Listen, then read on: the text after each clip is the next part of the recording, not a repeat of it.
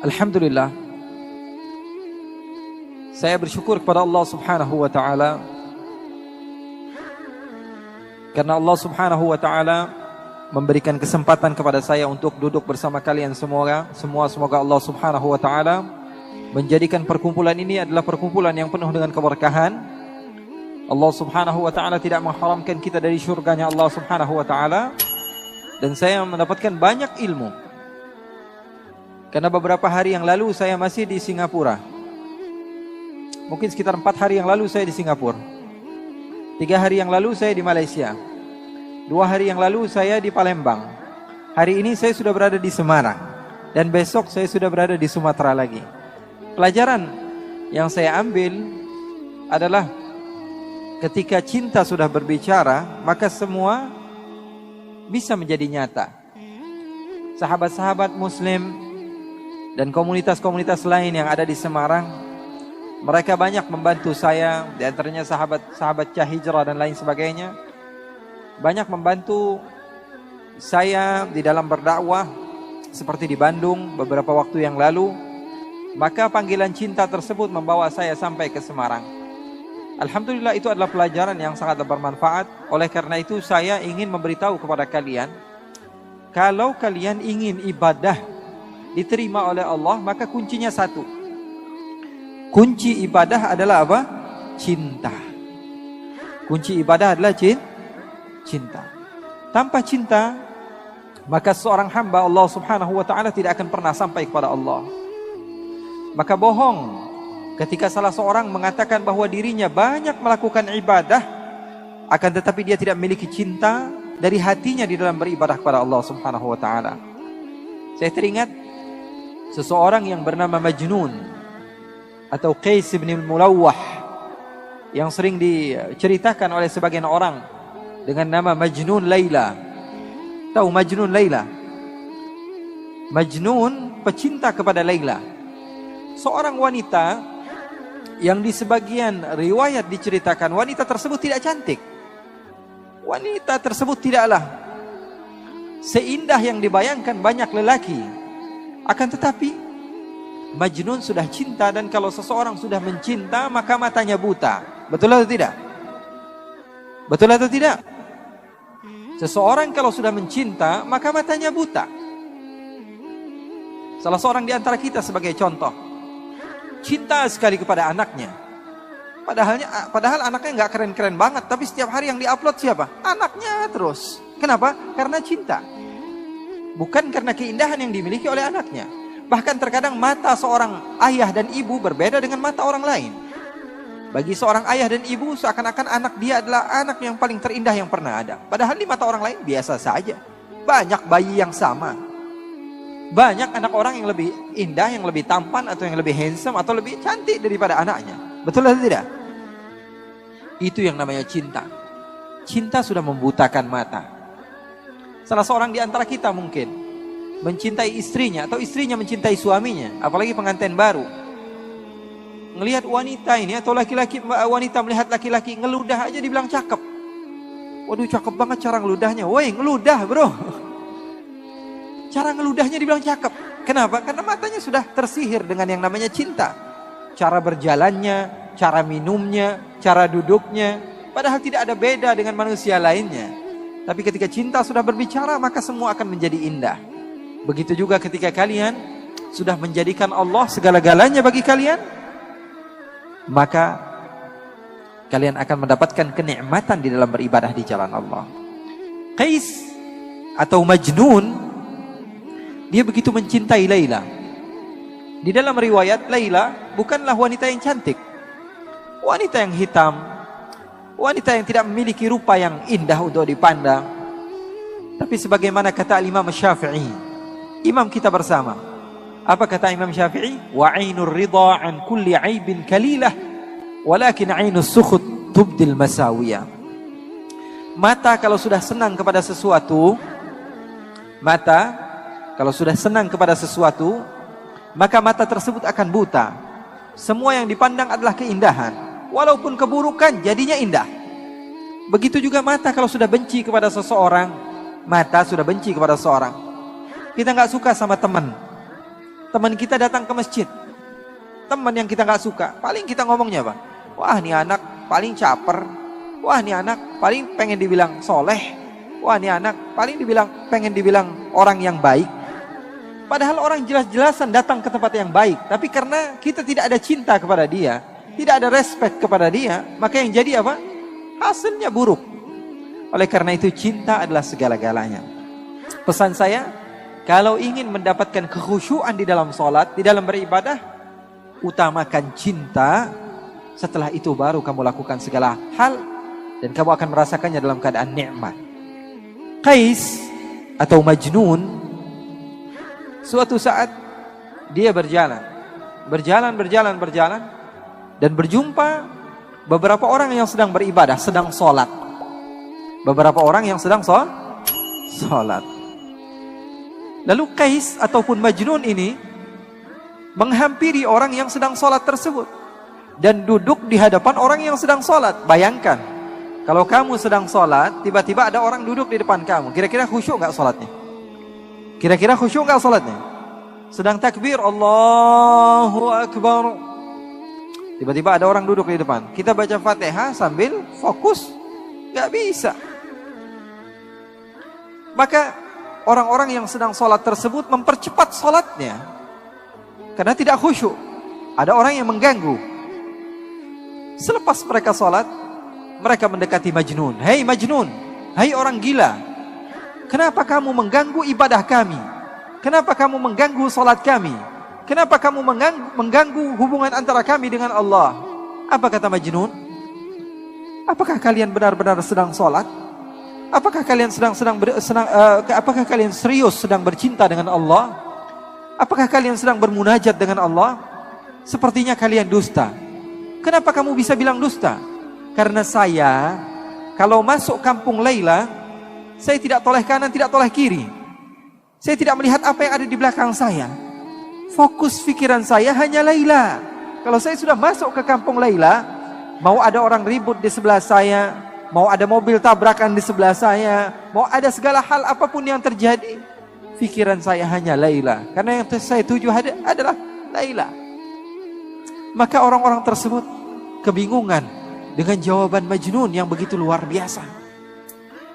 Orang gila bisa mengajarkan arti cinta kepada Allah. Apa dia katakan? Saya kalau masuk kampung Laila, saya tidak tengok kanan, tidak tengok kiri. Yang ada di pikiran saya hanyalah Laila. Tapi kalian mengatakan cinta kepada Allah, beribadah kepada Allah, tapi ketika saya datang, kalian tidak fokus kepada Allah. Di dalam pikiran kalian, ini kenapa ada orang gila duduk di depan kami? Di dalam pikiran kalian, ini kenapa ada orang gila datang ke tempat kami? Kalian tidak benar-benar cinta kepada Allah. Oleh karena itu, kita belajar cinta kepada orang gila.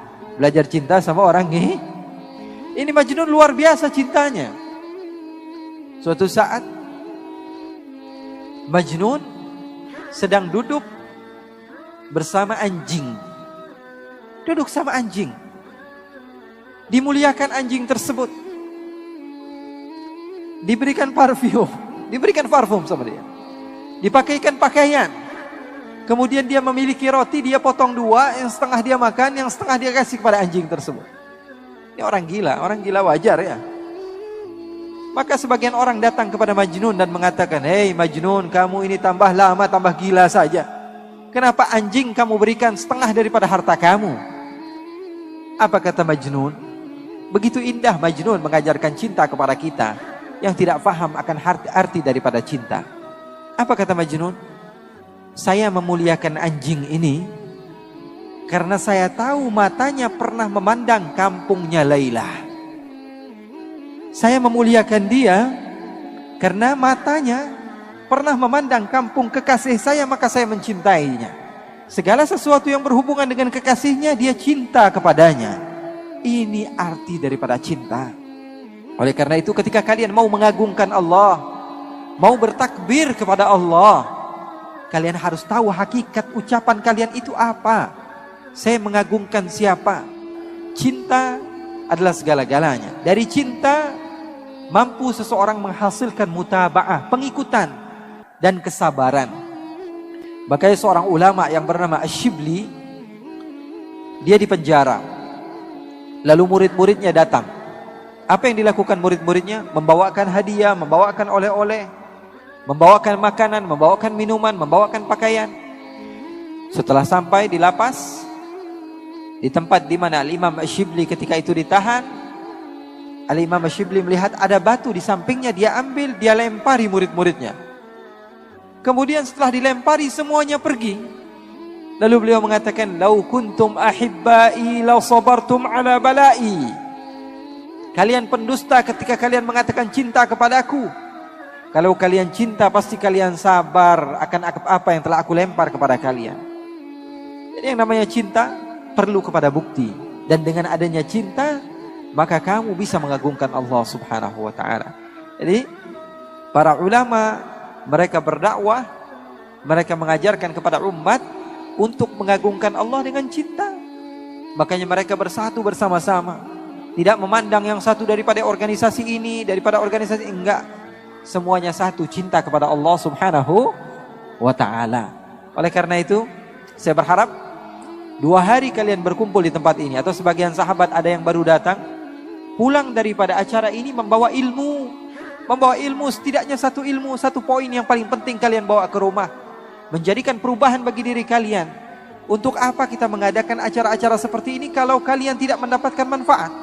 Oleh karena itu setidaknya ada satu hasil, satu poin yang kalian bawa ke rumah kalian. Dari para guru-guru mulia yang sudah berbicara. Itu kalau ngundang satu saja susahnya luar biasa. Ini dikumpulkan semuanya di Semarang. Kerugian bagi kita kalau kita tidak mengambil ilmunya. Kalau kita cuma asyik-asyikan saja, kumpul sana kumpul sini, tidak. Kita ambil ilmu mereka. Wah, saya dapat poin penting dari ustadz ini. Wah, saya dapat poin penting dari Habib ini. Saya akan bawa pulang ke rumah saya, merubah keadaan saya, keadaan keluarga saya. Oleh karena itu, hal yang ingin saya sampaikan dan tekankan kepada kalian, ketika cinta sudah bersama kalian, cinta kepada Allah, cinta kepada Nabi besar Muhammad SAW, maka yang kalian akan rasakan adalah keindahan di dalam beribadah. Anak kecil saja kalau kita ajarkan, "Nak, kamu kalau masuk waktu maghrib kamu harus sholat, masuk waktu isya kamu harus sholat," maka dia sholat. Karena apa? Karena perintah orang tuanya. Kalau orang tuanya sedang lalai, dia tidak sholat. Atau dia sedang asyik dengan gamenya. Misalnya dia sedang asyik dengan gamenya, dia bilang, "Bapak, nah sholat nak." "Iya mah." Dia kunci pintunya, pura-pura wudhu, dia pura-pura sholat. Kenapa? Karena dia melakukan ibadah karena apa? Karena perintah, bukan karena cinta. Tapi kalau anak kecil, dari semenjak kecil kita ajarkan cinta kepada Allah, cinta kepada Rasulullah, mau ibu bapaknya jungkel balik, mau ngapain terserah. Karena anak tahu ini adalah amaliyah yang disukai oleh Allah, ini adalah amaliyah yang disukai oleh Rasulullah, maka dia akan melakukan, mau diketahui bapaknya, ibunya, sebodoh amat. Makanya para sahabat Nabi, para tabi'in diajarkan bagaimana cinta kepada Allah, cinta kepada Rasulullah. Dan itu yang saya ingin tekankan kepada kalian. Pulang dari tempat ini membawa cinta. Cinta kepada sesama.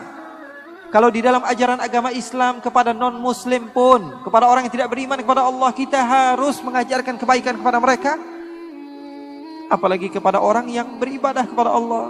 Karena kita tidak tahu amaliyah yang mana yang membuat kita mendapatkan pahala. Saya pernah loh di Kalimantan Timur, ada beberapa orang datang kepada saya, bilang, "Habib, saya buat kajian di Kalimantan Timur, di Balikpapan." Datang salah seorang di antara mereka mengatakan kepada saya, "Habib, saya sudah sekitar 2 atau 3 tahun masuk Islam." 2 atau 3 tahun masuk Islam. Saya tanya, "Alhamdulillah, kamu sudah menjadi mu'allaf dan kebahagiaan bagi saya. Apa penyebab kamu masuk Islam?" Apa jawabannya? "Saya pernah melihat instastory Habib di Instagram. Itu yang membuat hati saya berubah. Ingin mengenal kepada Allah." Saya bilang, saya saja lupa apa yang saya dakwahkan. Saya lupa apa yang saya tulis. Tapi bisa merubah seseorang. Karena kita tidak pernah tahu amalia apa yang kita apa yang kita buat sehingga merubah kehidupan orang. Pernah di Pangkal Pinang di daerah Sumatera, saya diundang di salah satu majelis. Keluar dari majelis tersebut, sebelum saya pulang, saya diajak ke tempat oleh-oleh. Saya belanja ini, belanja itu. Ketika saya sedikit haus, saya bilang sama salah satu murid saya mau minum. Saya diberikan air minum, lalu saya duduk. Saya minum sebagaimana sunnah baginda Nabi besar Muhammad sallallahu alaihi wasallam. Lalu sesuatu aneh yang terjadi. Salah satu orang yang bekerja di tempat tersebut, di kedai tersebut mendekati saya. Dia keturunan Cina. Dia bilang, "Kamu kok asik banget, Pak? Kalau minum kamu duduk, kalau berbicara kamu tersenyum, kalau nawar seadanya, kalau begini." Dia puji-puji. Terus saya bilang, "Kamu orang mana?" "Saya orang asli sini, keturunan Tionghoa begini-begini." "Oh, kalau saya orang Islam." Ngomong biasa saja. Tiba-tiba sebelum saya pulang, saya sudah berada di mobil. Saya berhenti, saya panggil lagi dia. "Sepertinya kamu tertarik dengan agama Islam." Dia katakan, "Iya, Pak." "Ya sudah, kamu syahadat sekarang. Kamu mau?" "Iya, saya mau." Kemudian dia syahadat. Dia bersyahadat. Dan dia mengesahkan Allah dan beriman kepada Rasulullah SAW. Kepada sesuatu yang saya lakukan, yang mungkin saya tidak sengaja melakukannya. Atau sesuatu yang biasa, kita anggap biasa. Update. Ya, walaupun sebagian di antara kita followersnya cuma 3 ya. Tapi update saja. Siapa tahu dengan dakwah kamu tersebut seseorang memiliki perubahan. Hidupnya berubah, yang tadinya mereka seharusnya menjadi ahli neraka menjadi ahli surga. Sebarkan cinta kemana-mana.